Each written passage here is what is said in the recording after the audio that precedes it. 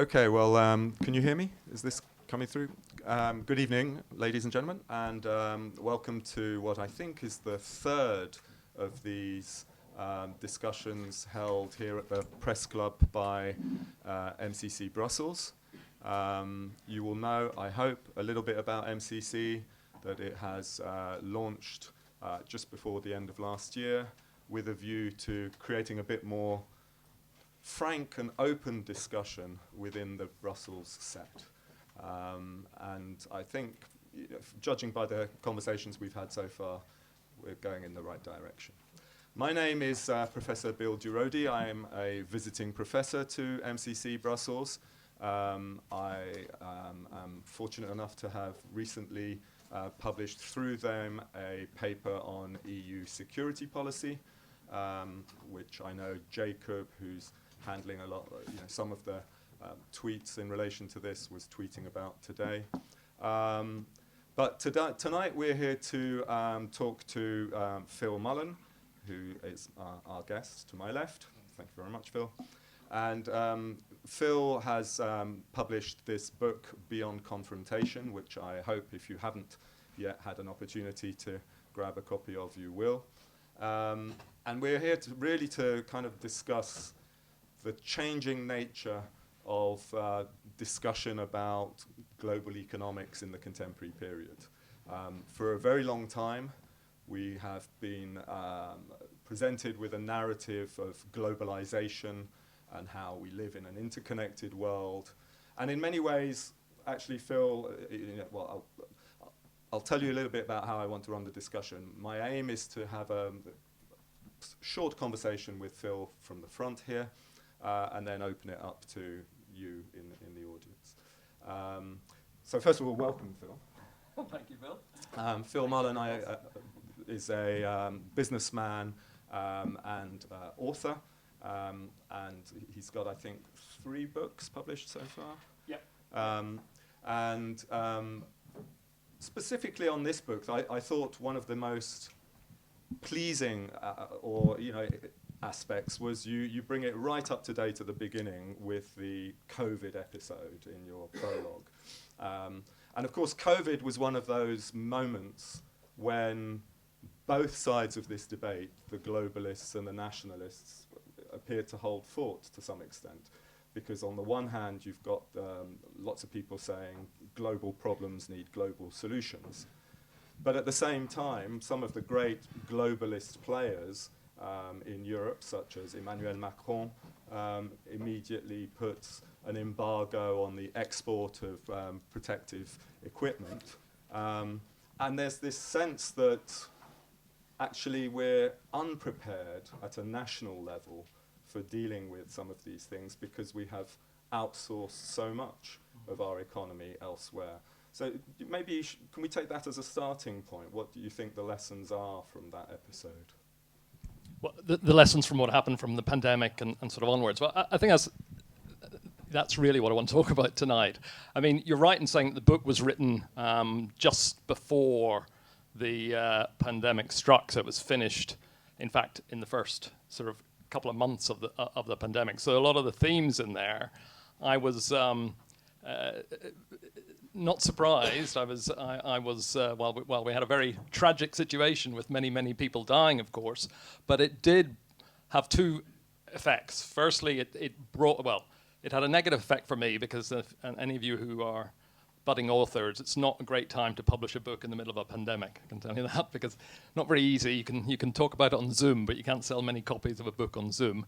But more seriously, the way in which the responses to the pandemic accelerated a number of the trends which I was describing in the book, I think therefore made things come more out into the open. And I think that's my general take on the impact of the great events, the disruptive events of the past 3 years, talking about from the pandemic, the lockdowns, the energy crisis, through to the war in Ukraine, is that they had sort of 2 broad effects. One level, they accelerated things which were already there.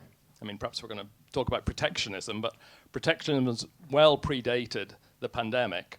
and the use of trade and the weaponization of trade and the weaponization of economics in general, that got accelerated through the pandemic and the period since.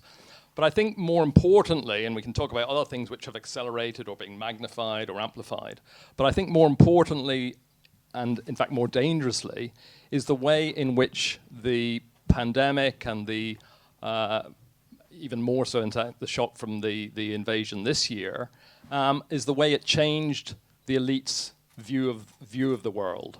I mean, as you said, Bill, for a long time in the 2010s, there was a growing discussion about, what are the real divides in the world?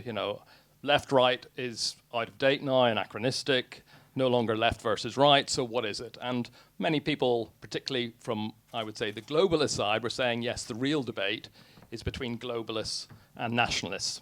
And the nationalist that they personified it in was President Trump, of course, but also those people associated with Brexit in the country where I'm working at the moment, in Britain, that there was a divide opening up between globalists and nationalists. And I think, as you've alluded to, Bill, one of the things that the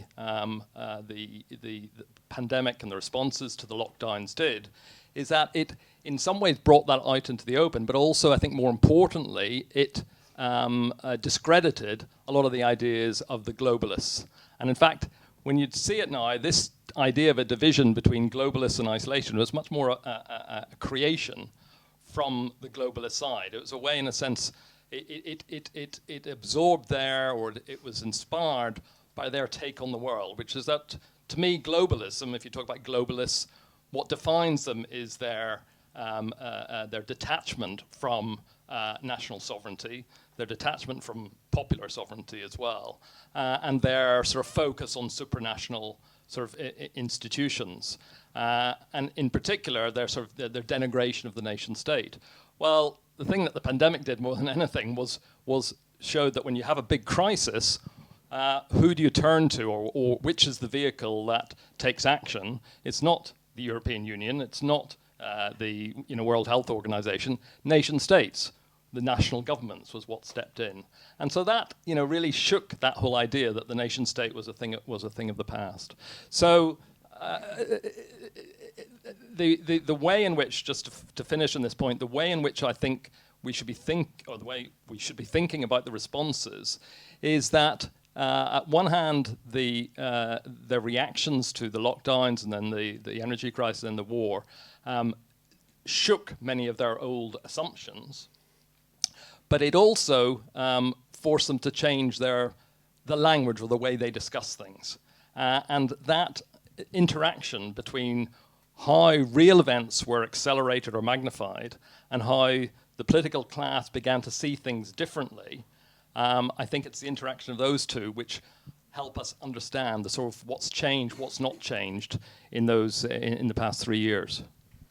Okay, well, obviously the European Union did set about trying to organise obtaining vaccines. So it seems that the point. Can I just tease that out a bit more? What's the point you're specifically making about it became a nation state thing? Well, pre-pandemic, one of the examples which people would often give of saying this is the sort of global situation which shows that the nation state is irrelevant and that it's supranational globalist institutions which are the bees and E's of the day. And generally the two examples they would give would be the global climate crisis and a global pandemic. But when that global pandemic broke out, what was striking was that it wasn't those institutions who were the ones who took the lead, because the argument was a pandemic is global, it's therefore going to easily go across these irrelevant porous borders which no longer have any serve any purpose in the world, and therefore it's not possible for those old-fashioned national governments to really do much about it. It's too big, too global a problem. But the reality is that when the pandemic struck, these globalist institutions were unable to respond. I mean, partly because of their bureaucracy, but also because of the culture of the culture that they live. And what happens is that pragmatically, it was nation states that stepped in. So they were the ones that, we can discuss the pros and cons of it, they are the ones that closed the borders. They are the ones that put controls on the export of medical equipment. They were the ones that introduced a lot of protectionist things. And they were the ones that obviously introduced the lockdowns. And in terms of what that represents, we can discuss that as well. So I think your example of the European Union and the vaccinations is an example of what the European Union was not able to do, that it got involved in this long bureaucratic process as to how to source the vaccines, how to distribute them, how to allocate them in different countries and so on, and meant that in the initial stages, the European Union countries actually didn't benefit at all, but that was actually detrimental for them because they were not able to act nationally as did so many other countries. So ultimate authority came to the nation state, but of course the leaders of those nation states, many of them are some of the greatest globalist advocates at the same time. I mean, sometimes it's presented that globalists are the sort of people that go to Davos. I mean, is there a mental caricature of globalists that maybe we would do well to avoid and think more broadly about, what that represents in terms of the institutions and people? Yes, a leading question there. Yes, I mean, the point I made right at the beginning about this idea that the world is divided between nationalist politicians and globalist politicians is a figment of the globalists themselves. It's a way in which they can justify themselves by saying, we're the goodies, the nationalists are the baddies, and that's what justifies ourselves. But as you alluded to, the globalists are also the national politicians. The globalists are not just those who are across the road in the European Commission, not those who see themselves as running supranational bodies. What is the more important and the more powerful globalists are those who in the different national capitals, whether it's Biden, Macron, Sunak, whatever. Those are the people who have lived and run that globalist period. You mentioned this earlier in one of your introduction. What's important in terms of understanding, say, the power of the European Union as an example of a globalist institution, is that it's the national politicians that have given their power, that have delegated, that have outsourced their power to these institutions. It was a national action for that to happen. So even these institutions themselves, what powers, what capacities, what authority they have, is derivative of them being given that authority by the different national politicians that make up the members of the European Union. They've decided to give part of their political sovereignty away, and defer authority making elsewhere. But they're the ones who are the drivers. Obviously, part of that giving away of sovereignty is the emergence of what people consider to be the post-World War world order, with institutions like the IMF, the World Bank. Is the European Union the highest, most developed form of that giving away of sovereignty in your view? And what role does that whole constellation of institutions come to play in the formation of this?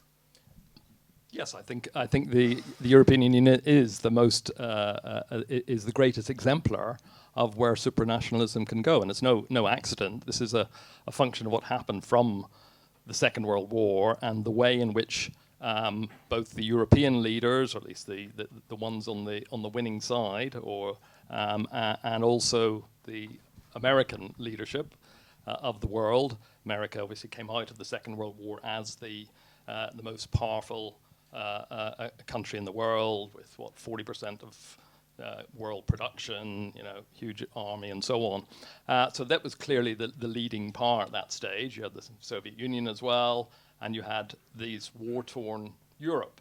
And the discussions about how to create a new order in that post-war world, out of that barbarism, was very much influenced by the European, by the leaders, the political leaders within Europe.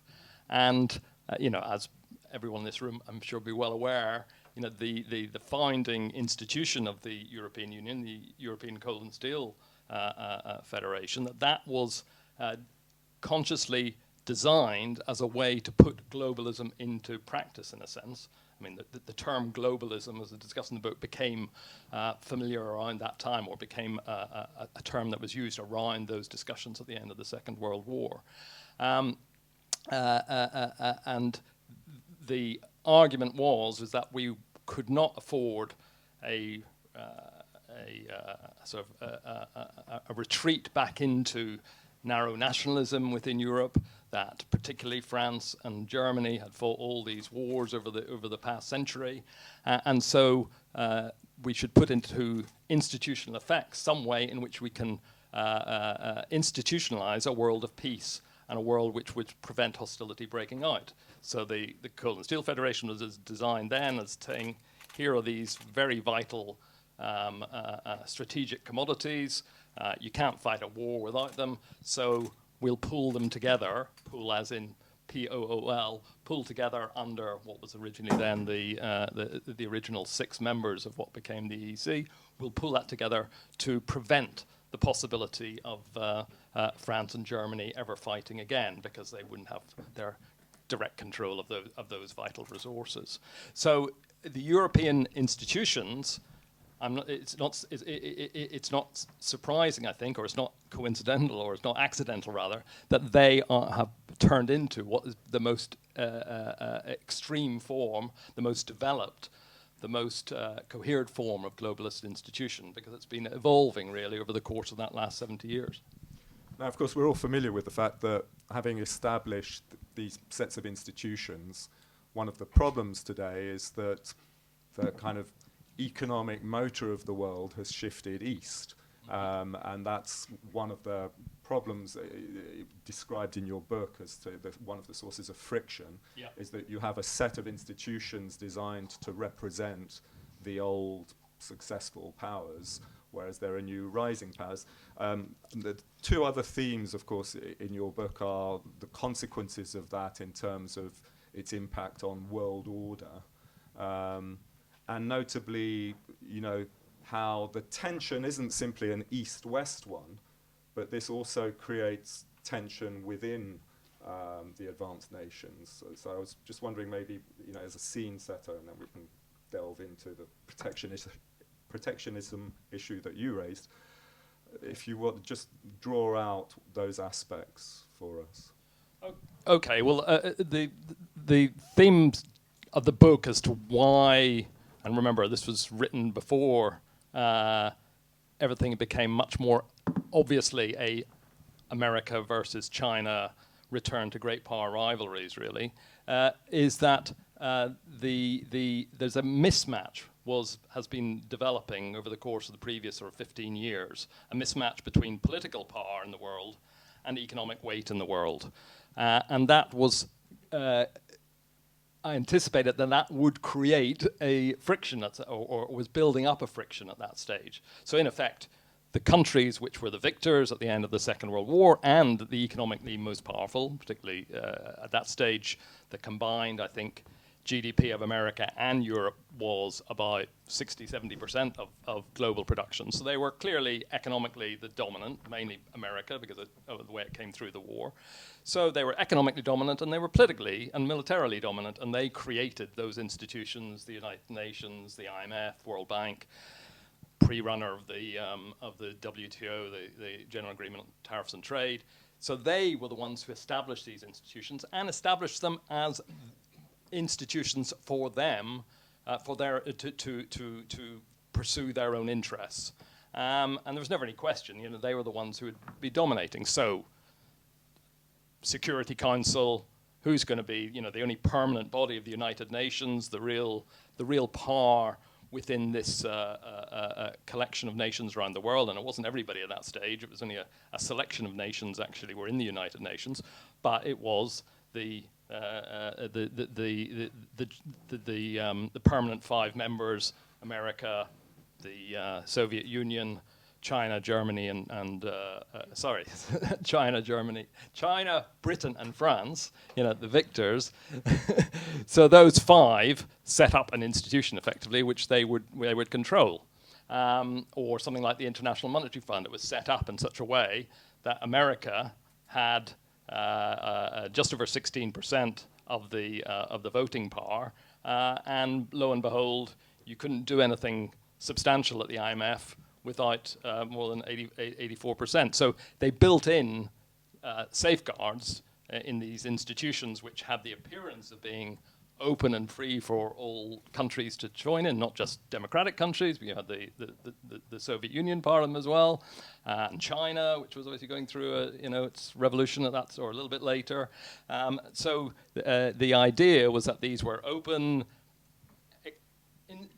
organizations which were appropriate to a different type of world, a world of peace, and a world of anti-nationalism, a world in which geopolitics, very importantly, didn't really register anymore. You didn't have to have that anymore because you didn't have to have countries pursuing their national interests because we were all working together within these collective organizations, right? So those institutions created at that stage, they have, over the course of the last 50 years, particularly the last 30 years, that political structure has become very imbalanced with the economic structure. As you say, now more than half of world production is outside those Western powers.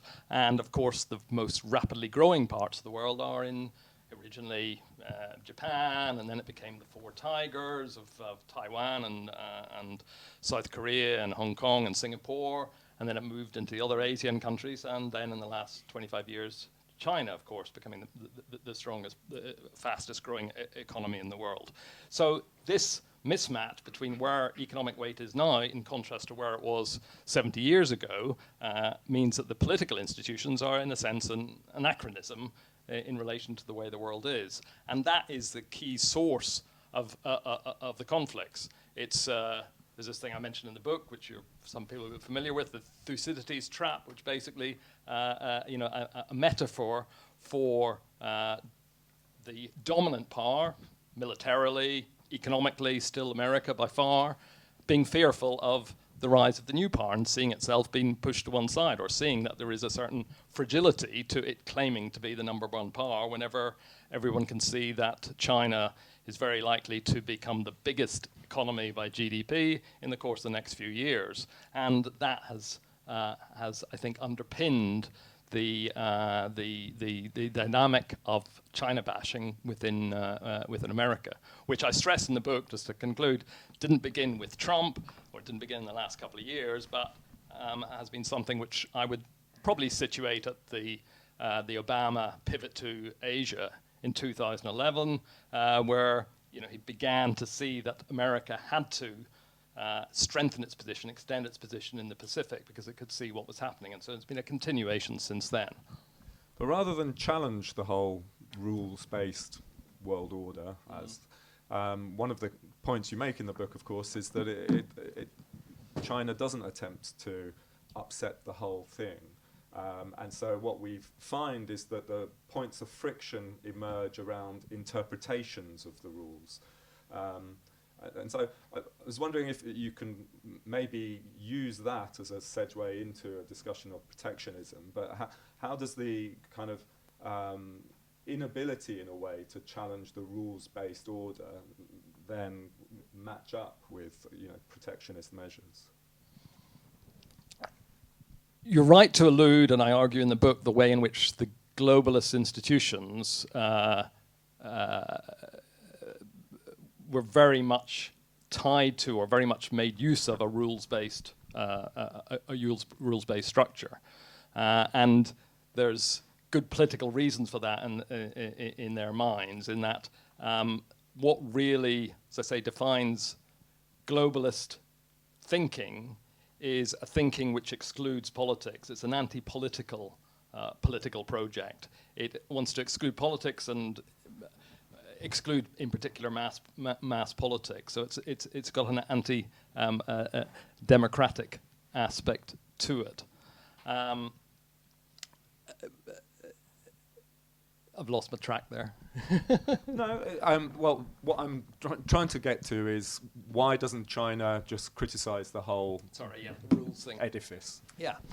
But while the globalists are sort of rules-based, and so and we can see anyone who's familiar with the European Union obviously knows that it's a very regulation, rules-based organization. But the ironic thing is that a country like China, or as an exemplar, has actually benefited from those rules. It's actually been able to grow and expand even while those rules were in place. And those who are most tied to the rules are in fact the ones who are formally tied to the rules, so the ones that are most likely to bend them and break them. So you have this bizarre situation, or what seemed to be bizarre at gatherings like Davos, where you'd have President Xi coming there saying, how great globalisation is and how great the international order is, and it's important that we don't go down the protectionist road, and it's important to maintain free trade around the world. So you have, this supposedly anti-capitalist who being more fervent in support of the rules-based order and not going down the protectionist route than were the Americans or certainly the Europeans at that stage. So the attachment to the rules can become a pragmatic thing. And it's not just a new thing either. I mean, quite early on, America made sure that the rules which applied to others, it could find ways around, or it didn't have to sign up to, like I think it was the International Criminal Court couldn't pass judgments on anything America did, although it could on everyone else in the world. So there were always get-outs for those in control. And so the rhetoric of rules, or the attachment to rules, I think is more important because it's a way of eliminating discretionary politics, because it's a way of saying to politicians, or it's a way of politicians saying to themselves, well, what you're suggesting over there sounds like a good idea, but we can't do it because we have to follow the rules. So it's become a way of deferring decision-making and deferring responsibility amongst national and globalist politicians. The actual following of the rules is something which circumstances mean that they can skirt around. So it's not that simple in a sense. I think that with the European Union, and I think if we consider the world of a multipolar world certainly is where we are today. It's unclear as to what those poles necessarily are, but you can certainly say there is an an American bloc, a European bloc, and a Chinese bloc. Perhaps we can go in, or an Asian bloc. Perhaps we can go into more. But because my take is because the European Union has historically been the least capable of thinking geopolitically, because it's the most bound to rules and regulations. As we know, the European Union prides itself as being not a military power, but as the leader of the rule makers of the world. That's the way it presents itself. Then what that does mean is that there is, I think, less flexibility in some ways within the European Union to be able to cope with the changing world order. So although if you look at things, you could say, well, the big powers with the armies and stuff are China against America. That's clearly the biggest schism in the world that everyone can talk about, the Taiwan flashpoints, and could this break into real shooting wars. But I think the European Union, even though it's militarily much, much weaker, even though economically it's weaker, not by a long way, but it is weaker, is that it is the more dangerous in some ways in terms of being able to cope with this mismatch in the world, with this changing order, because it's so tied up with its with the status quo, really. So it's the most inflexible, I think, if that helps. Yeah, I mean, we'll come to that. The one thing I wanted to ask was, obviously Trump is seen very much as somebody who led a charge to say American companies should come back to the United States. I think he specifically asked Harley-Davidson to do it. I mean, do you see a growing trend towards reshoring and protectionism? Well, it wasn't Trump who started the reshoring thing. It was Obama. I mean, from 2011, he launched various initiatives to try to get American manufacturing to go back to America. And so the political effort has been there for a long time. It's changed. The discussion about it has changed. as well as the reality of it has changed. So I think the discussion has changed because if you look back to Obama's statements in the early 2010s, it was in response to the financial crash. There was a recognition that things were not going so well in the Western world. America had been at the epicenter of the financial crash. There's a recognition of a certain amount of fragility and a lack of dynamism in the United States. And so reshoring then was very much about bringing the jobs home. It was seen as a way, if all these big American manufacturing companies, the Fords, the General Motors, whatever,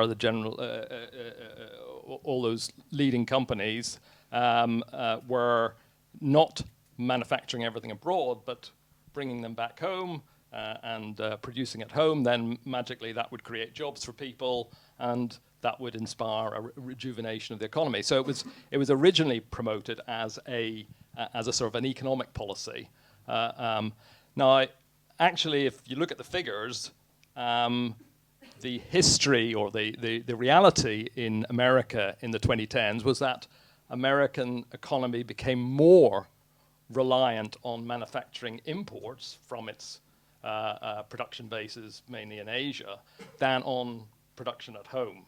So although there's lots of anecdotes of this particular company has set up a branch back home in Wyoming or Arizona or somewhere, the overall trend was that the American economy was becoming more reliant on overseas manufacturing versus domestic. So there's Kearney, the consultants have an index which they produce every year, which shows that, which shows then despite all the hype, despite all the rhetoric, it's not actually worked that way in practice. Now, I think the important thing that's changed isn't so much the numbers, but the way in which reshoring is motivated.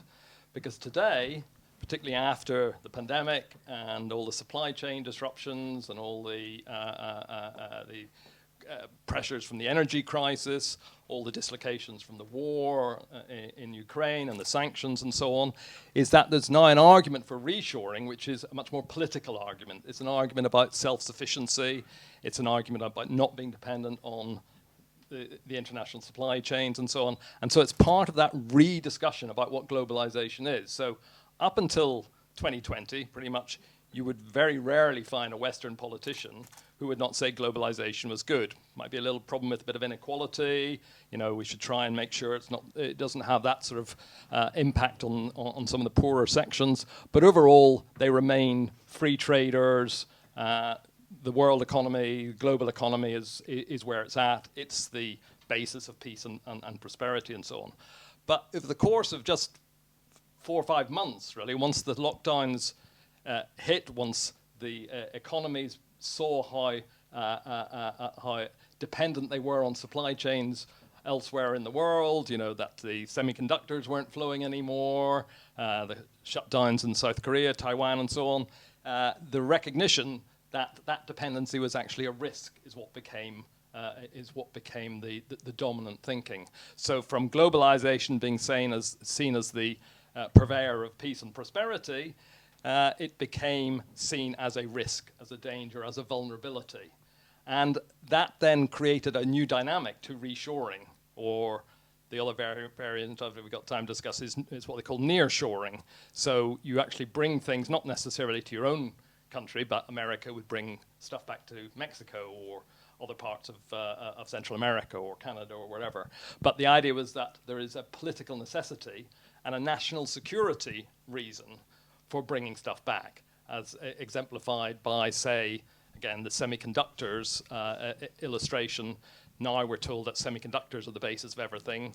It's the new oil, as said. Used to be data was the new oil, I remember not so long ago. Anyway, semiconductors are the new oil. It makes the whole world go round. And if we're reliant on South Korea to produce, 65% of the world's semiconductors, Taiwan, 65%, South Korea another 15%. So 80% of the world's semiconductors for everything from your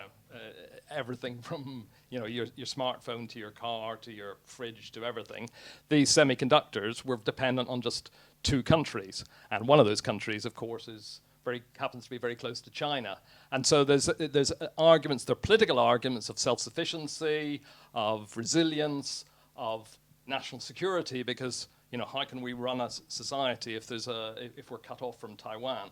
So those arguments are to the fore, and I think that's why it's more the discussion, the way, as I was saying earlier, the way the globalists see things is more important than the way things are changing, because it's got a self-fulfilling basis to it. Because if reshoring is now being pushed much more from every government as being a necessary thing to do, and certainly in boardrooms they're discussing a lot more than they were 3 years ago, and although there's a lot of people saying, well, actually not much has changed in reality, but that political push towards protectionism, reshoring, putting the nation first against others, that has the effect of accelerating the fragmentation of the world, which is obviously one of my concerns.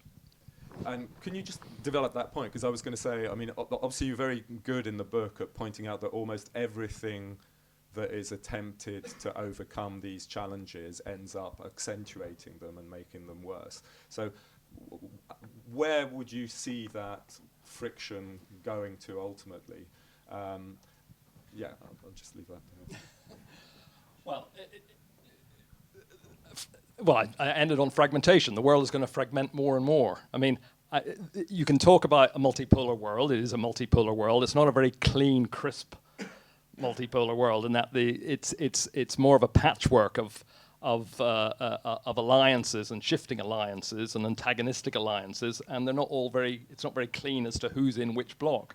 The new book out, which if people are interested in looking at what's happening economically on a regional level, by an American, Shannon O'Neill, called The Globalisation Myth, Why Regions Matter. And she makes the point quite well that economic regionalisation has been going on a very long time. It's been going on since the 1980s. There's nothing new about it. In fact, when people talk about globalisation in an economic sense in terms of interconnections, they should really be talking about regionalisation, because you have, say, Europe, something like 60% of its trade is within Europe. For Asia bloc, as the second of our regional blocks, it's gone up from about 30% of trade being within the region 25 years ago to just over half of it, 50%. Similarly, in America, it hasn't changed as much. It's still about, I think, 40% or something. But she says that those regional blocks are certainly well established. But on top of that, then you have financial blocks. Maybe we have time, maybe not, to discuss the problems happening at an international currency level. But you clearly have a dollar as the world currency dominant block in the world, but you have others beginning to try and distance themselves, a trend known as de-dollarization. But then on top of that, you have the geopolitical blocks. You have what Biden is pushing for, the division of the world between democracies and authoritarian states. And that's caused a lot of problems, because it's not quite clear who's in which block or whatever. And then you have the idea of, well, we have a political bloc around the European Union and a political bloc around America with Mexico and Canada. And then there's obviously a Chinese bloc, but who's going to be on China's side?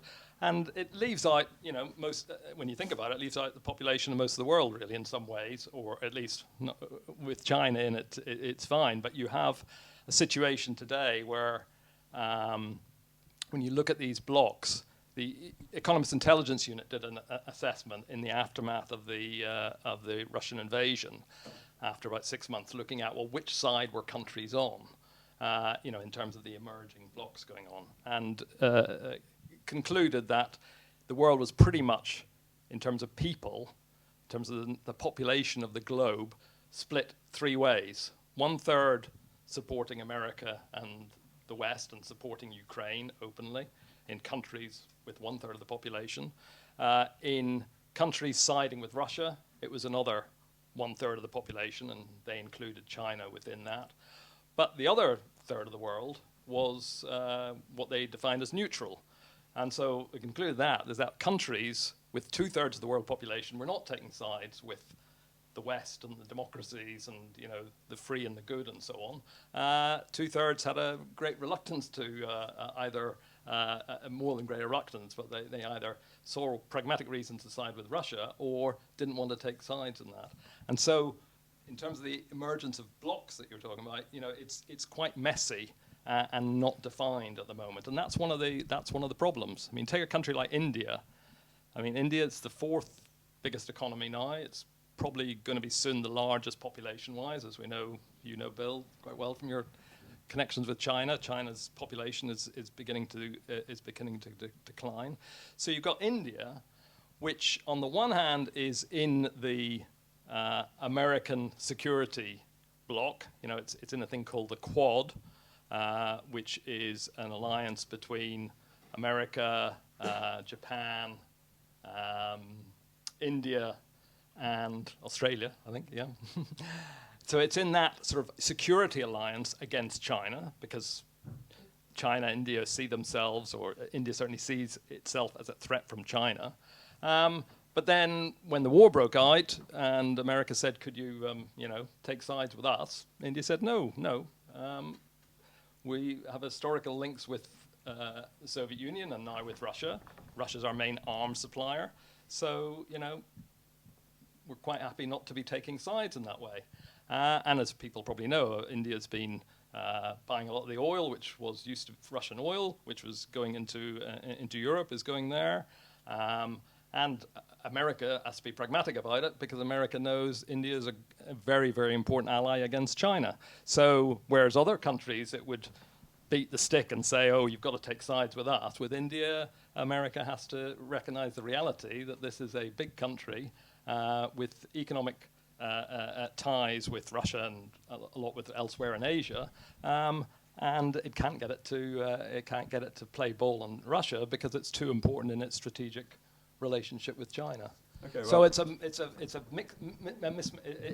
sort of a patchwork, is what I'm saying, which makes it all much more dangerous. Well, I'll finish my conversation with you on America, but just as a heads up to the audience that obviously I'll come straight out to you after this. But it's so obviously Biden now has introduced his Inflation Reduction Act, and there's an EU summit here tomorrow, I believe, to respond to that. Yep. Where do you think, he sees the dynamic, in terms of what he's trying to achieve with that? I mean, I know when we were chatting informally just before this started, you said that it's the whole thing's a misnomer. So maybe you just want to expand a bit on that. Okay, well, it's a misnomer in that it's called the Inflation Reduction Act. This is what was passed last August in America under Biden's leadership with the support of the Congress. Its main part of it is about 370 billion subsidies into mainly green industries.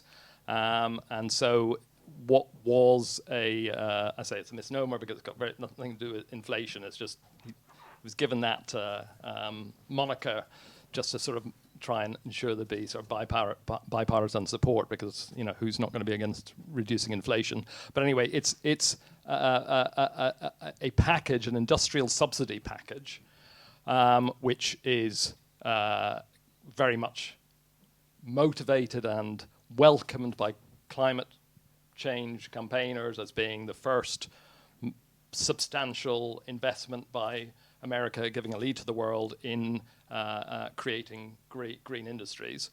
Very openly, though, the IRA, as it's called, the Inflation Reduction Act, has a very strong anti-Chinese component because it builds into it that these subsidies, whether it's industrial subsidies or subsidies for things like electric cars and stuff, cannot be made available to any hostile country. It doesn't mention China, but obvious that's China and Iran and Russia and so on.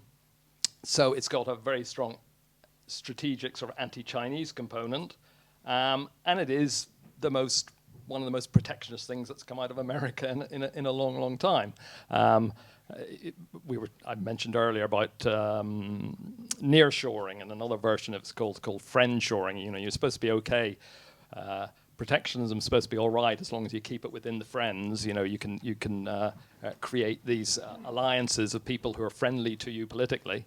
And the irony about the American Act is that it created enormous ructions with the so-called friends of Japan, of South Korea, and most importantly, the European Union.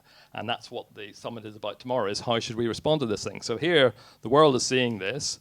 Well, not the world, I'll explain a bit more, but Europe and other leading industrial nations in Asia see this as blatant protectionism. It's supporting American industries at the expense of others.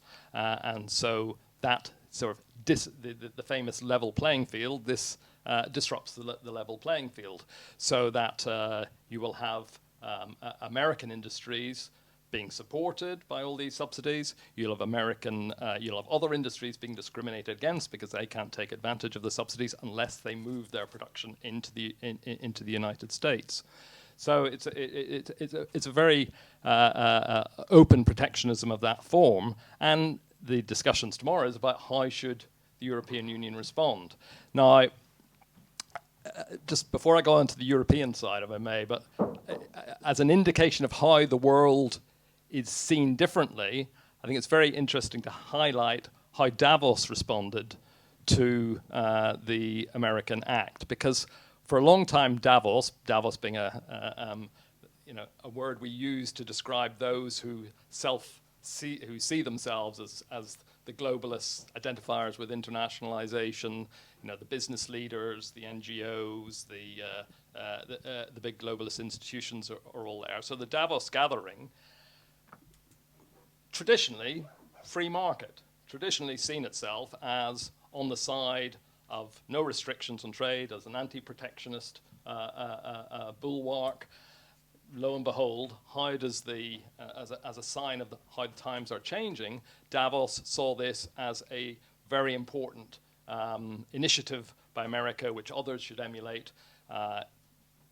Plays the green, the green emphasis of it is very important. We need to do this, and so you see a shift from organizations or individuals who just 2-3 years ago would have still declared themselves avowedly as free traders, are now openly supporting a protectionist package of measures.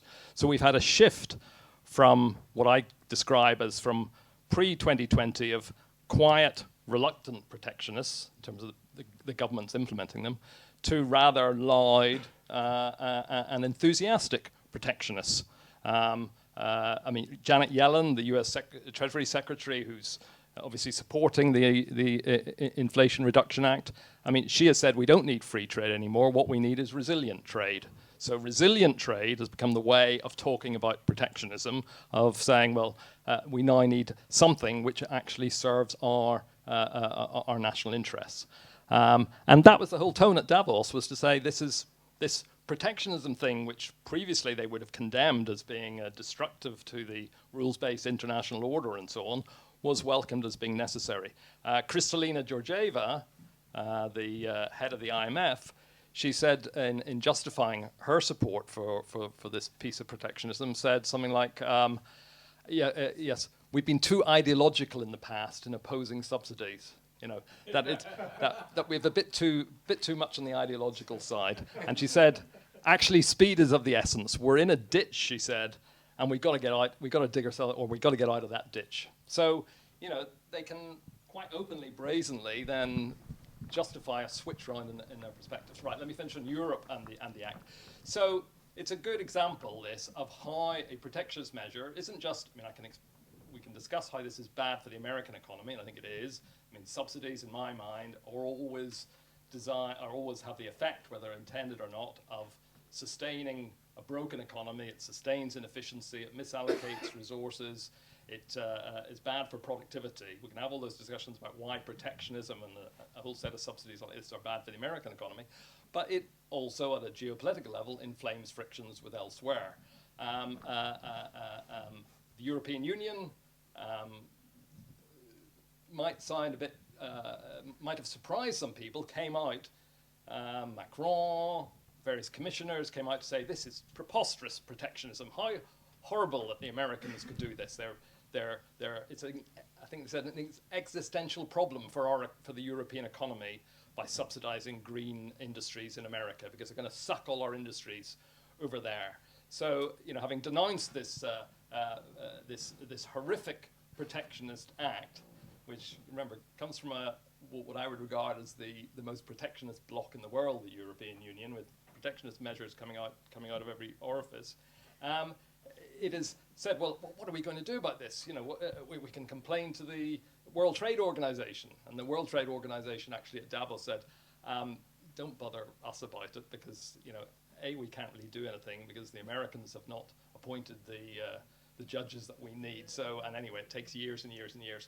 So if you've got a problem with it, just go and have a chat. I mean, they said this, just go and talk to Washington, you know. No point coming to the great World Trade Organization to try and fix this. And in a sense, all these sort of attacks on protectionism seem to be a bit of protesting too much, really. And what, I don't know what's going to happen tomorrow, but certainly the signs are very clear that there will be some response in kind.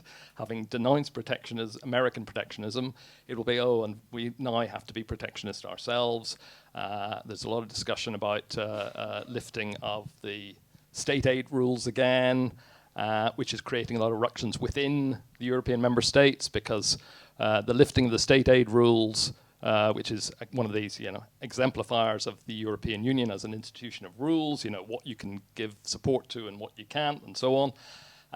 You probably all know it's been temporarily lifted for the last 3 years, first for the pandemic lockdowns, then for the energy crisis, now for the war. So you've had these sort of temporary extensions or temporary easings of the state aid rules, which has caused some problems for people because when you lift those rules, what it does is it openly sort of undermines the foundations of the single market because it allows different countries to subsidize their economies more than others. The whole idea of this is that the state aid rules are to prevent any country unbalancing things. And so now you have, not surprisingly, countries like Sweden and Finland and Italy complaining about, if this happens, all it means is that the Germany, who's got the biggest amount of money in its budget, is going to be doing all the state aid it can do, which has been its practice, not just its practice for the last few years, and so it will imbalance things. So the reaction, to conclude, the reaction is, I think, is more likely to be some sort of protectionist response from Europe in the way it says, but it is going to be one which then just aggravates the disunity and the frictions within Europe itself. So to conclude, I think something like the Inflation Reduction Act, which is designed to be anti-Chinese, but actually then by taking that initiative actually fragments things, not just with China, because obviously China's not very happy about it, but also fragments the so-called Western alliance and creates frictions, transatlantic frictions, and frictions with Japan and South Korea, and frictions within the European Union itself as to how to react. Can I just say that Phil's book is not entirely doom and gloom, and he does actually put forward some positive proposals as to how we could get around some of this. Now, I want to come out to you. Is there a microphone that's roving, or is it just here? I don't know how that's going to work. Is it on a very long lead? We apply to the first row. Okay. Sure. Please, the gentleman there. Yeah, thank you. I'm Peter Tutte from the Foundation for Civic Hungary. Unfortunately, I haven't read your book, so I don't know about the positive suggestions and outcomes, but I want to touch upon that. So, do you think is there any scenario, or do you think it's possible again that any time in the future would come again a spiral of economic liberalization among these countries? Because of course we see the spiral is going down with more and more subsidies and protectionist style of measures, even though the European Union sometimes still tries to conclude more free trade agreements and maintain some of the traces of the old institutional framework. But as we essentially saw from these in the Second World War era, is that countries who liberalize their internal markets are essentially giving up those rules because this is their interest, not because of reciprocity, not because of principles, not because of any ideology, but because this is their economic interest. So do you think that there might be any kind of situation where anybody would first start to give concessions and open up again? Okay, I'll collect about 3 or 4 comments and questions. Yeah, the gentleman at the back, and then... Rob Killick, CEO of Clarkswell. I think you half answered my question at the end. I mean, supporters of the European Union would admit that the response to COVID was slow and bureaucratic. I think some supporters would anyway. But the answer that they would have to that would that there needs to be more integration, more Europe.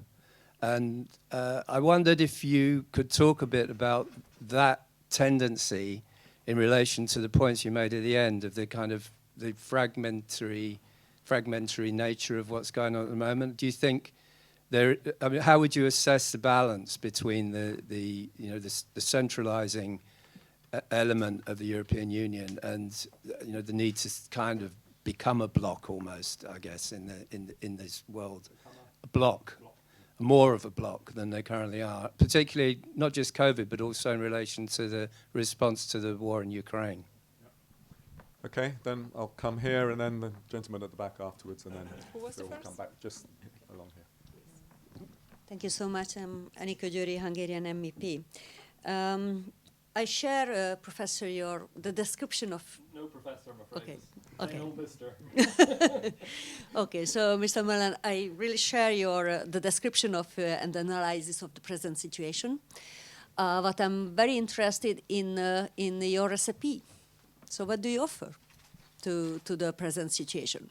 Well, my reading of the Commission answer is, first, that they were extremely late with the answer. Ursula von der Leyen came out to public on her kind of recipe exactly in Davos, and then it was put into a communication last week with 4 pillars. You mentioned one of the pillars is loosening the state aid rules. There are 3 others, like skills and the regulatory background and this green industrial plan, plus trade. My question has been to several commissioners in the last couple of months, gentlemen, what were you be doing for half a year?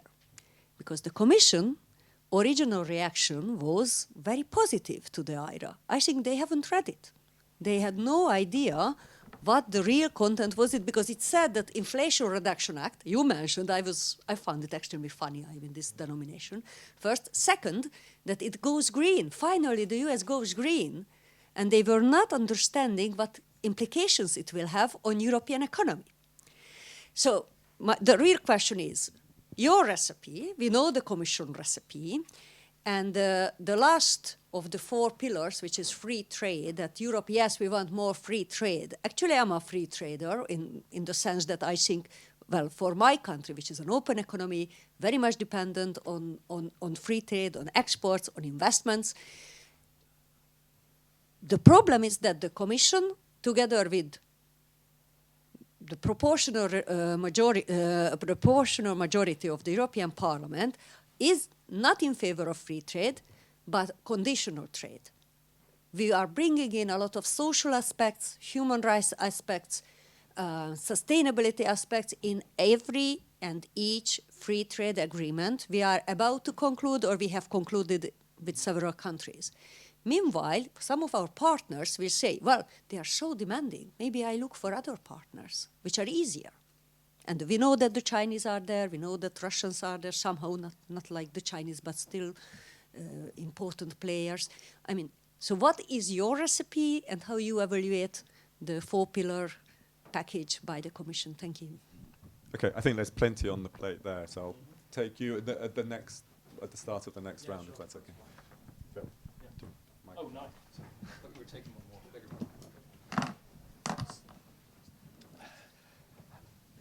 one. I'm also generally would argue that I'm a free trader in the sense that I'm against any restrictions on, any artificial restrictions on trade. What I was stressing in my talk and in my book is that there's a big gap between people who call themselves free traders and the reality, not just in the last 3 years or the last 20 years, but throughout the history of capitalism, right? There's never been, in my mind, free trade. There's always been, even in the high point of the mid 19th century and the repeal of the Corn Laws and stuff, there was never free trade. Even Britain came closest to it because it was the dominant power, just as America was the dominant power after the Second World War. But there was never unrestricted trade. I'm generally of the view that while I put a priority politically on national sovereignty, I think that can be combined with free commerce. That can be combined with an international division of labour. I think having a clear sense of national interest does not mean one is protectionist. One means one has a vigilant sense of security for your country and the people within your boundaries, combined with taking advantage of an international division of labour. There's no contradiction on that in my mind. The third thing I'd throw in it would be to say, also don't antagonize other independent nation states, and that's the problem with protectionism and a lot of these restrictions. Never mind overt bashing of China or whatever, which is clearly I would say antagonistic as well. So the point I'm making is there hasn't been free trade, but people hide under this banner of being free traders. So, the gentleman here was talking about free trade agreements. I explain this in the book, but it's where there are no free trade agreements is another misnomer. Maybe not quite as bad as the Inflation Reduction Act, but they're not free. These free trade agreements, which have taken off really since the early 90s, which is when people could see that the World Trade Organization, was getting nowhere. The World Trade Organization established 1995. But already at that stage, these regional free trade agreements began to be set up, and there's been a big increase in them. But they're not free because they exclude others. They are built to discriminate against others. And under the World Trade Organization rules, actually, there's a lot of sanctioning of managing of trade. It's a misnomer, again, to think the World Trade Organization is about trying to encourage free trade. It manages trade. It tries to coordinate trade. It supports these regional free trade agreements, which in their nature discriminate against anyone who's not within the region. So when you say, what is my sort of response to something like the the Inflation Reduction Act, at least I don't say the Irish Republican Army, not much, for those Brits in the room, or Irish people as I am in the room. What's my answer to it? I think, and I think this will involve me looking a bit at Rob's question there as well, I think Europe is in Europe as a collection of nation states is in a potentially very important position to be able to prevent the confrontation, which I'm worried about in the book. I don't think the EU is, but I think Europe is, because Europe is economically quite important. We know militarily it's not. It's got a lot of history in the world. It's got relations around the world. And it could take a stance against the great power rivalry between America and China, and it could take a stance against all the protectionism and say, this is taking us down the road to ruin. That European nations, either individually or collectively, could get together and say, we can see this. My book is not unique. I think it's a good book, but other people can see these tendencies that when you have this sort of mismatch in the world between politics and economics, this sort of anachronism of trying to maintain an old order with America and the European powers on top, that it just will not last forever. People can see that there is a danger there. European leaders, if they had a sense of their own national interest and a sense of geopolitics, could actually play the role as the peacekeeper.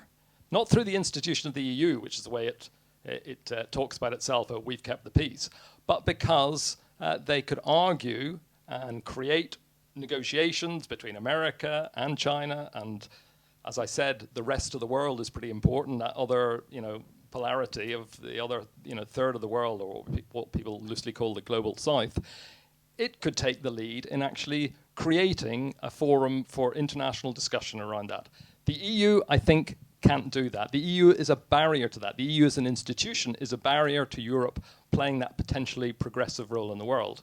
Because the EU, you have to remember, is, as an institution, I've said a little bit about its history, going back to what it was economically designed to do, but within its blood, within its bones, within its whole structure, is a distaste for geopolitics, in a sense, that it was created as the antithesis of geopolitics, as the antithesis of national interest and nation states.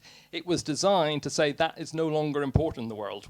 You know, that was the past, that was the pre-1939 period. We don't need geopolitics anymore. So we don't need to have a sense of identity with a bigger, with our nation state. I mean, I mentioned earlier, I think the anti-democratic side of the EU, these two things go together very much. There is a detachment of the European institutions and the national leaders who deferred their authority to the European Union institutions, which means that they have forgotten how to act geopolitically, how to act in their national interest.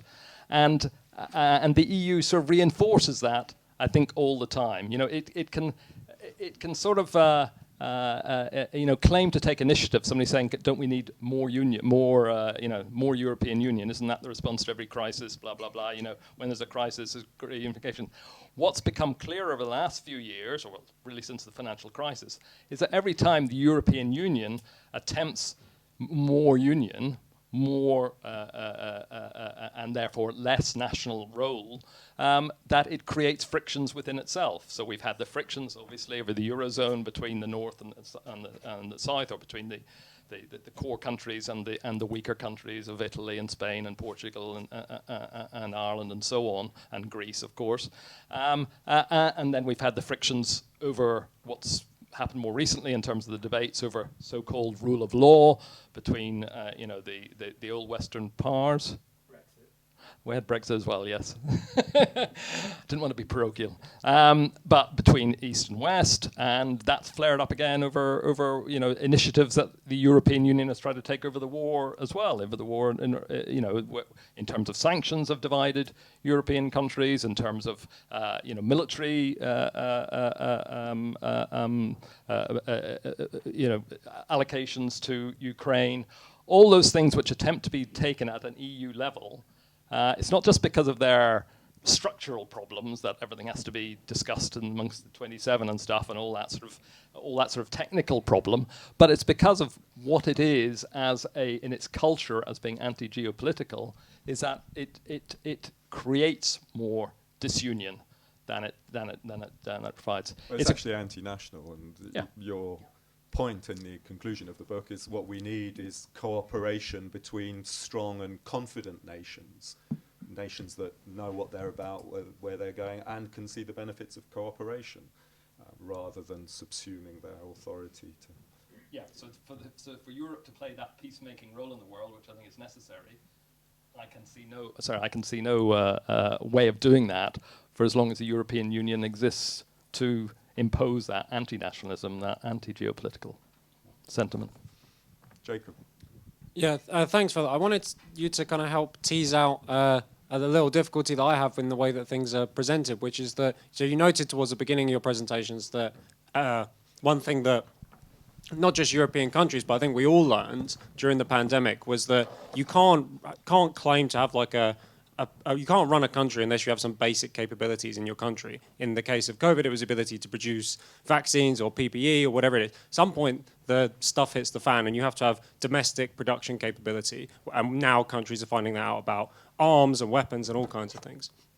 So my question is how can you kind of balance between that need to have some level of domestic capability, which is going to involve excluding foreign competitors at some degree from some of your key national industries in places, with the benefits that you kind of point out that come from abandoning protectionist measures. So how do you square the circle? We know that we need domestic reindustrialization in lots of places across Europe. We need lots more investment in key industries. How can we spur those innovations we need, not in the kind of green industrial revolution nonsense way that the EU would like to go about it, but in a kind of substantive sense? How do we square that whilst at the same time kind of opposing protectionist measures when the former kind of seem a little bit by their nature protectionist?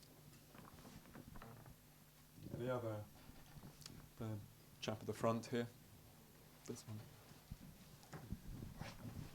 Anyone else for this round of questions?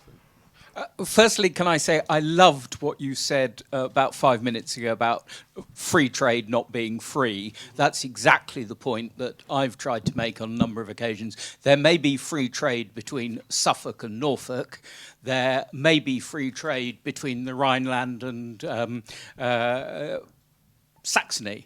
But there isn't free trade across any set of national boundaries, and free trade agreements are a complete misnomer.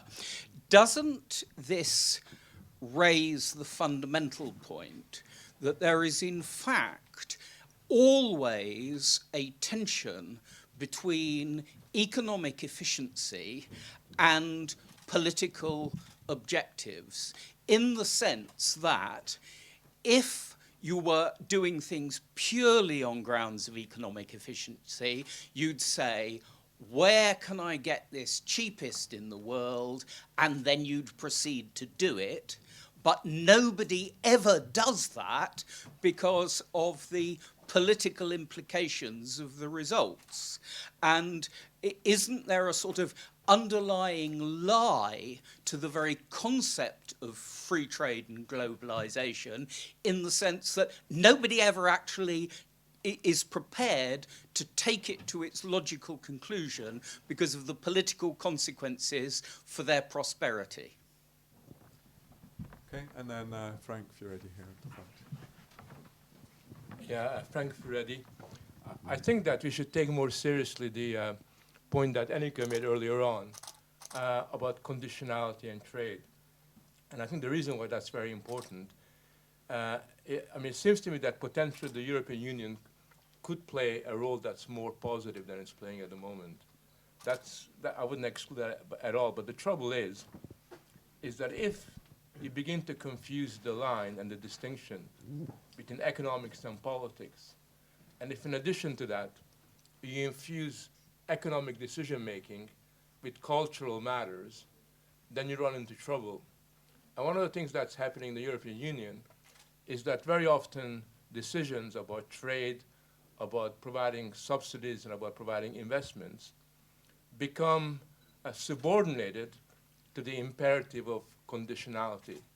So, for example, we now have a world where if you're going to give money to Botswana, or if you're going to invest something in an Asian country like Bangladesh, you insist that the money be spent in such a way that you're mainstreaming gender, that you basically take into account a variety of sort of politically correct sort of impulses, and you kind of impose that on a society that barely knows what gender is, that is struggling with providing their people with clean water and the most elementary aspects of life. But they're doing the same thing in Europe as well, so that a lot of the funding and a lot of the economic decisions that are being made have become subordinated to the kind of conditionality that is culturally and politically motivated. And the reason why that's important isn't because I find those cultural values to be bad and regressive, but because the minute you begin to forget that there's a distinction between economic calculation and political ideology, the minute you begin to sort of forget that distinction, then your economical strategy becomes disoriented and confused. And I think that one of the problems that, and that's why I think that they didn't read the IRA document. The reason why they didn't read the IRA document is because the minute they saw green, green is like a religious, quasi-religious value that is ipso facto the last word in terms of economic decision making. And at first I thought that they are just making it up there, don't really believe in all this stuff. But when you talk to some of the people involved in economic decision making, they really are so immature, so childish, that they actually believe that you got to have green somewhere. You got to have gender somewhere, right? I mean, these things are going to be in there. And the minute you have that, then economic policy making becomes subject to something that's quite different. I think that is the real problem, that our decision makers in the economic sphere need to grow up a little bit. That wasn't a question, by the way. Unquestionable. Do we have any other quick questions or points? If not, Phil, do you want to Sure. come back? What Frank just said about, and Anita said about conditionality, I read this on the way over on the train today, but as a good example, I was hoping to use it somewhere, of the European Union's plans for putting restrictions on the import of goods on land which has been deforested. So, I mean, it's quite close to home for me because one of the countries which is targeted is Malaysia, where my wife's family is from. But it wasn't just Malaysia who's complained, but this is an example of conditionality in the sense of the basis of the protectionist measure, the ban, is environmentalism. And in fact, it seems as if the European Union is sort of tallying up a number of global firsts, I noted, because on the back of the carbon tax, carbon border tax, which was a world first, which again, green, this measure about deforestation is also apparently the world's first protectionist measure to impede imports from from other parts of the world. And it's not just Malaysia and Indonesia that's complaining, but it's Brazil's complaining, Canada's complaining, Ghana's complaining, Nigeria's complaining. So, it's just an indication that just this week there is that discussion going on about yet another protectionist measure, which, as Frank said, isn't being even taught. Well, it's being, I think my point's maybe slightly different, but it's being justified using environmental arguments or using other social arguments, using arguments about resilience and so on. So the expansion of things is using the green agenda, or the anti-Chinese agenda, in order to justify themselves. If I'd finish on the question over here and a bit about the relationship of politics and economics, or economic efficiency rather. I think you've made the political points about politics and economics, but economic efficiency versus political sovereignty, perhaps political independence. I mean, I come at this from the view, and it also applies then to what forms of state intervention, sort of squaring the circle or whatever.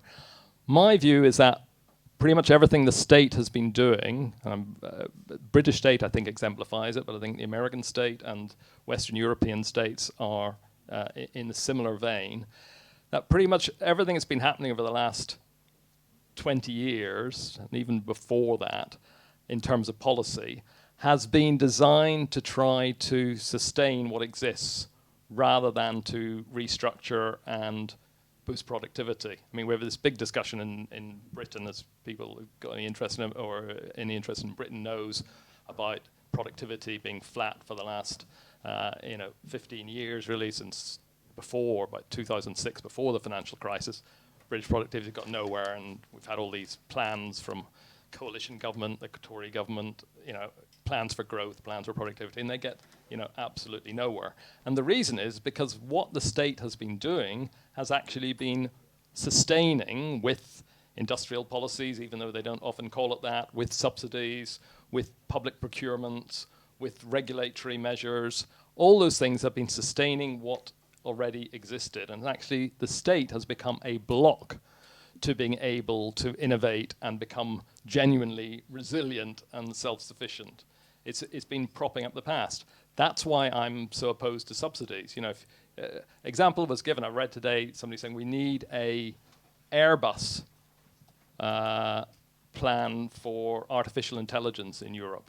Well, I think, if you look at the Airbus-Boeing thing, which you probably know have been competing with each other, not in the air, in flying planes, but in subsidies. I mean, both of them have been found guilty by the WTO for having, artificially subsidized and by WTO rules illegally subsidizing themselves. Who's benefited from this era of subsidies of the two main Western airline companies? Certainly not been passengers, right? Because actually these subsidies have been a block to innovation. I mean, look at Boeing. You probably may have read this. I think it's last week. The last Boeing 747 was delivered. Do you remember when Boeing 747 first flew? Anyone remember? 71. 69, but yeah, clear enough. It went into service in 70. So here we have a plane by Boeing, which is, over 50 years old. That's like saying, if you compare innovation in the earlier part of the 20th century, it's like those, biplanes with propellers still being built and delivered in the 1960s. There's just, there's not been innovation going on, and subsidies haven't been helping it be a little bit more innovative, but actually are blocks to innovation. I mean, I think I saw someone said, the only people who've made money out of the Boeing Airbus subsidies thing have been some lawyers. Made an awful lot of money, the lawyers, yeah. So I'm generally opposed to all subsidies because I think they build in inefficiency, they block incentives to innovate. Now, and therefore that's why I'm against something like whether it had a green justification or another social justification. I'm against subsidies in general because they're bad for the economy. Now that's not to say I think the state should do nothing. I think the state should be interventionist, but in a very different way. I think the state should be doing a hell of a lot more of the basic provision of public goods, rather than trying to do so-called industrial policies, which generally just mean using taxpayers' money to push some resources from this industry into another industry or into another industry. Instead of doing that, it should be providing the public goods which a state should provide for its people. It should be providing those a hell of a lot better than it does. That's where it should put its resources. And when I say public goods, I'm talking about, of course, a better education system, because instead of teaching people how to self-identify themselves as whatever gender, which is what a lot of education is about at the moment, education should actually be imparting knowledge and preparing people, educating people as young people to become adults who can operate in the world, and not just at work. Education is much bigger than that. It's providing a decent health service, because yes, you need, in a civilized society these days, there should be a health service, which means not that everything gets therapeutised, not that everyone's told that they've got mental illness, but a health service which can actually do something about people who are ill rather than about people who are well. But it should do that well, provide a decent health service. It should provide pure research. It should do a lot more in science and innovation, because these are all aspects of public goods, which, even 250 years ago, Adam Smith explained, the private sector will not do these things well, right? The private sector will be motivated in a different way, and it won't invest in things which have this sort of long-term return. So those sort of things, infrastructure, transport infrastructure, a secure, reliable energy system, those are the sort of things which the state should be doing, not churning out subsidies and industrial policies which are trying to save something which shouldn't be saved. It should be letting inefficient, unproductive firms go rather than sustaining them, and allowing the innovation to take place on the basis of those sort of things, research, pure research, basic research, support for science, support for those public services, support for infrastructure, support for energy. If a country, I'll end on this, but if a country had that basic working system, as opposed to, certainly in Britain now, the general sentiment is that everything is broken. Nothing works. The health service doesn't work. The schools don't work. People may not see it in this as a condition of the cultural problem, but they will see it as things not working. They're not educating my children in the way that used to be educated. There's not a health service that I can go to. There's not an ambulance system that can pick me up. There's not an energy system that we can rely on. And something like science and and innovation should also be one of those public goods that the state does. That is what could create a resilient society. And I happen to think it would also be a fairly efficient society as well, because it would merge together what's always been combined, the public and private. All this stuff about state versus business has always been at loggerheads and stuff. The nature of capitalism is that the two have always worked together in different ways. The problem is that increasingly, over the last can't get into a history of the world, but increasingly over the last 150 years, the state has been acting to prop up things which should be let go. The state has been innovating more and more, not to restructure, but to, in a sense, build in inefficiency into the system. Support for banks. How does that fit into what you just said? The bailouts of 2008 and more recently. I'm very happy for some of those banks to go under. I think that's for a discussion over a drink afterwards. I think that's a fantastic place to finish, Phil, because in effect you've advertised your previous book, Creative Destruction, where to some extent you try and provide the answers before you came out and did this one. I think if we could all say thank you very much to Phil.